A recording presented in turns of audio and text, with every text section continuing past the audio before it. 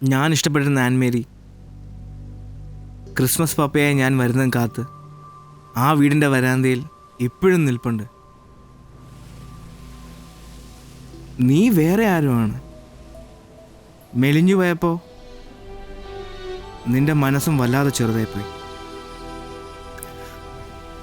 എന്നോട് ദേഷ്യമുണ്ടോ? നിന്നോട് ദേഷ്യമൊന്നുമില്ല.